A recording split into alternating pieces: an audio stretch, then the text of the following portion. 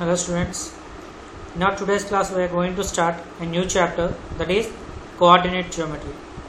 As you all know how to represent a point on a number line, this is little bit higher than that.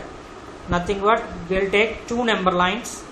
One is the vertical number line, the other one is the horizontal number line, and the intersection of those two forms a plane, that is coordinate plane, and we are mostly talking about coordinate plane in this chapter. Okay, let us see introduction part. Now let us see Cartesian system. You have studied the number line in the chapter number system. On the number line, distance from a fixed point are marked in equal units, positively in one direction and negatively in the other direction. That is, if you see this number line, in this number line, if you see this number line, in this number line, these are all negative numbers, -1, -2, -3, -4 and -5, and these are positive numbers 1, 2, 3, 4 and 5, and these two, in between these negative numbers and positive numbers we have 0, that is nothing but origin for the horizontal number line. Okay, let us take two number lines. One is vertical number line and the other one is horizontal number line. These lines are actually obtained as follows. Take two number lines, calling them as x dash and y dash. So horizontal number line we named as x dash x and vertical number line we named as y dash y. Place these x dash x horizontal and write the numbers on it just as written on the number line. So in this number line we have taken numbers 0, 1, 2, 3, 4, 5. The same way negative numbers -1, -2, -3, -4 and -5. So this is under 0. This is complete horizontal number line. Now if we take vertical number line, in this one 0 is the origin. Here these are all positive numbers 1, 2, 3, 4, and these are all negative numbers -1, -2, -3 and -4. These two number lines, let's make them intersect. Now combine these two number lines, horizontal number line and a vertical number line. These two number lines intersect at point O, nothing but origin. Okay, combine both the lines in such a way that two lines cross each other at their zeros. So at their zeros, these two number lines are crossed each other and this point O is called origin. The horizontal line x dash x is called x axis. This line is called x axis. Okay, in this, when we take negative numbers on this x axis, then it is called as negative x axis. When we take positive numbers on the x axis, then it is called positive x axis. In the same way, when you take out this one vertical number line, this is positive, we will take y dash y as a vertical number line, and when the numbers are taken on that number line, if they are positive numbers, then they are called positive y axis. That part is called positive y axis. When we have taken negative numbers, then it is called negative y axis. Okay, the intersection of these two is called origin. This is basic about coordinate plane and is denoted by O. Since the positive numbers lie on the direction OX, this is O and this is X. This is OX, and positive numbers on Y axis is OY, are called positive directions. So this OX and this OY are called positive directions.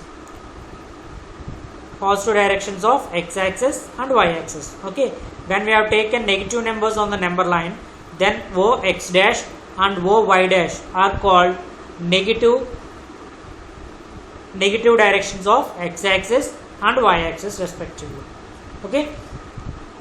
Now let us go in detail into the coordinate plane.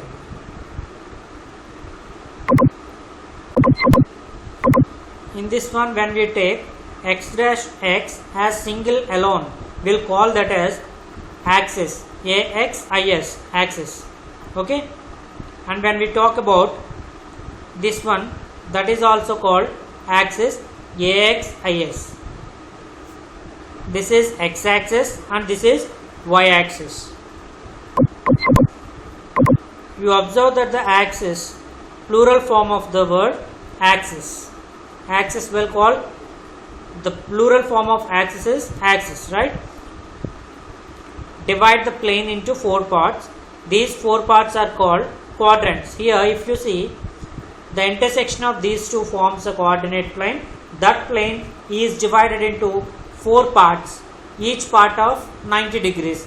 That's why it is called as quadrants. How many quadrants we have? There are 4 quadrants which combinedly forms a coordinate plane. So they are named as quadrant 1, quadrant 2, quadrant 3 and quadrant 4 along the anti-clockwise direction. Quadrant 1, quadrant 2, quadrant 3, quadrant 4. Now let us see why this system is so basic to mathematics and how is it useful. Consider the following diagram. Let us see this diagram where the axes are given on the graph paper. Let us see the distance of the points P and Q from the axis. Here we have taken 2 points. One is P, the other one is Q. For this we draw perpendiculars PM. So from the x-axis we have drawn one line. This is PM. This is a perpendicular line to the OX, and PN is a perpendicular line for OY. These two intersect at point P. In the same way, if you go for the Q, then QS is a perpendicular line to OY dash and QR is a perpendicular line to OX dash. These two intersect at point Q. You find that the perpendicular distance of the point P from y-axis, the perpendicular distance of the point P from the y-axis is measured along the positive x-axis. See, if you want the distance of PN, how much the length of PN, we just see its length by seeing x-axis. See, if you see 0 to 1 unit, 2 units, 3 units, 4 units. So we can say the length of the PN is 4 units. Okay, the perpendicular distance of y-axis will come from x-axis. The distance from origin to the point on x-axis. Okay. The same way, when you want the distance of PM, you have to observe it on the y-axis. Now PM is a perpendicular line onto the x-axis, but its distance will find on y-axis. How much? What is its distance now? 0 to 1 unit, 2 units and 3 units. Total PM value is 3 units.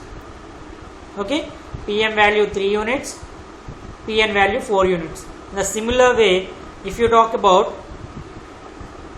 QS and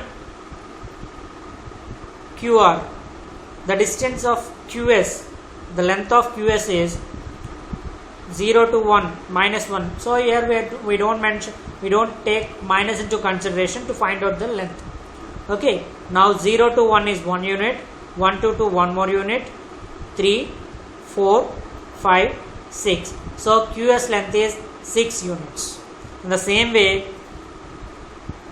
RQ length or QR length will be observed on y-axis. 0 to 1 1 unit, 1 to 2 2 units. So RQ length is 2 unit, QS length is 6 units. This is the perpendicular distance of a Q from y axis measured along the negative direction of x axis, that is OR equal to SQ equal to 6 units. In the same way, the other RQ and OS equal to 2 units. Here you have to maintain, you have to observe some main points. Let's go through those points now. The x coordinate of a point is the perpendicular distance from y axis. That means the point P here can be identified as 4, 3. Correct? How do we get this 4, 3? First one, x value, x, y. Always the point is represented with x, y. X value is nothing but x coordinate, y value is nothing but y coordinate. Okay. So how do we get this x, y value without mentioning any number here? With just a point on the plane, we'll identify using these 4 points. The x coordinate of a point is its perpendicular distance from the y axis. So as I said, x coordinate and y coordinate will get from the perpendicular distance of the other axis.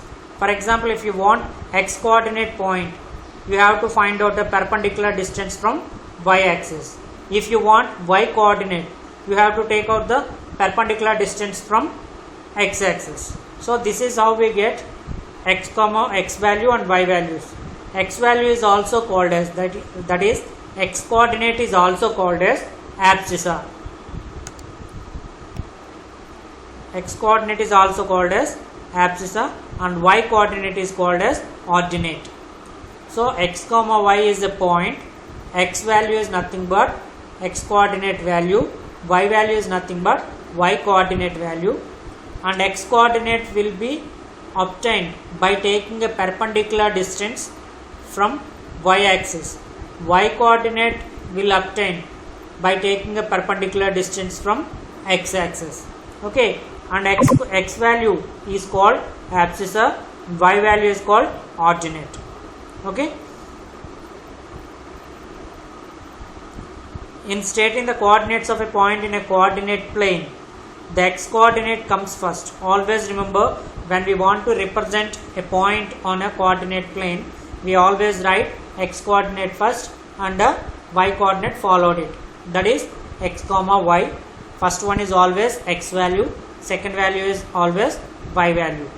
Or we can say in other way, first one is nothing but abscissa and second one is nothing but ordinate. So this is all just introduction part of coordinate geometry. We'll see in detail in the next class. Thank you all.